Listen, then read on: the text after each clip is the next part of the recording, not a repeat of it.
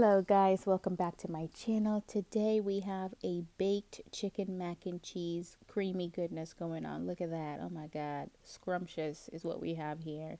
It is very easy to make. So before we get started though, do not forget to like, subscribe, and hit the notification bell so you won't miss any of these good recipes I got going. Alright, let's get started.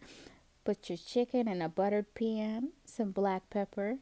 Dice your chicken up really nicely, not too small, not too big. This is going to get baked so the chicken doesn't have to be cooked. So there's a smoked paprika mix going in and some garlic powder. Very crucial at this point to start seasoning, building flavors. We want this to be really tasty, not bland. So put your seasonings on there. Stir, stir, stir.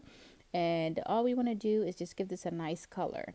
And then add some red pepper flakes. If you like spicy, add a whole bunch in there. I don't like too spicy, so I just put a little bit just for flavor, give it a little kick, and then add some oregano, dried oregano, and some dry parsley. Dry parsley, not fresh parsley. I like the flavor of the dry parsley in this mac and cheese, so dry parsley it is. Now take it out. Like I said, doesn't have to be cooked. Now when you take it out, see all that stuff at the bottom of the pan? We don't want to get rid of that. That's the flavor. That is our building blocks for our cheese sauce. So all we're going to do is just add some butter and make our roux. And the roux is nothing else but the base for our cheese sauce. So we just mix butter and flour, cook it up for about a minute, get that raw flour taste, and that's it. Your roux is going. So now we're going to add some milk. Any kind of milk works. Heavy cream, half and half, evaporated milk, whole milk. I use a mixture of all three except the half and half. So the heavy cream went. So we got to stir it because we don't want a lumpy sauce. We want a nice creamy sauce. So stir it up, get rid of all the lumps, and then add your milk. To get rid of the lumps, use a whisk just for a little bit. And then once you get all the lumps out, you can get back to your wooden spoon or whatever kind of spoon you were using.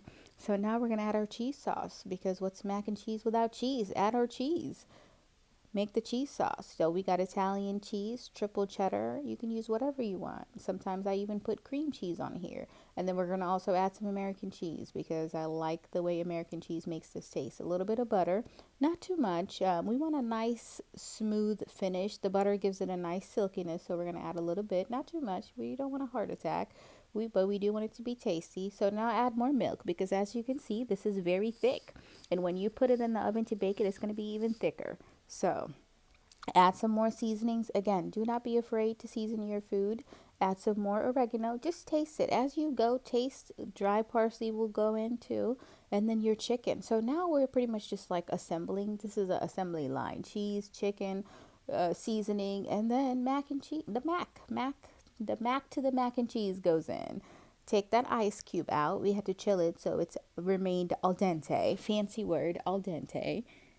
All right, more milk. We do not want this to be a thick mess. We want it to be nice and creamy when it comes out. So now is when I start putting that American cheese. And it doesn't even have to be fully melted. Remember, this is going to go in the oven to finish baking. So we're going to add some more cheese, of course, mac and cheese. So more cheese and some more milk. So now is when I put in that whole milk because right now I want to thin out the sauce so it will remain creamy after it comes out of the oven. So stir, stir, stir, and now it is time, y'all. It is time for the finishing touches. A little bit more cream just to get it a little bit thinned out. And now we bake. Just spray your baking dish with some butter flavored spray, or you can just butter it with butter. I just prefer the spray because it's quick. And then top it with your cheese, more cheese. All the cheeses that you want up to this point can go. And then some breadcrumbs. I use panko because I like the crunch that it gives it. After you add the panko, you want to put some chunks of butter. This is what's going to give it a nice color. And then you want to add, of course, more dry parsley or more oregano. I prefer the dry parsley because we still want it to taste like mac and cheese and not pasta. And then put it in the oven. And this is the goodness that you will get. Look at that crispy top with the cheese melted. Oh my God, you guys, you have got to try this. Look at that. And just to show you the inside, look at how creamy this is. Oh my God, look at that creamy goodness, y'all. You have got to try this. Again, subscribe so you can see more creamy goodness. Look at that piece of chicken. Oh, that was a good bite, y'all.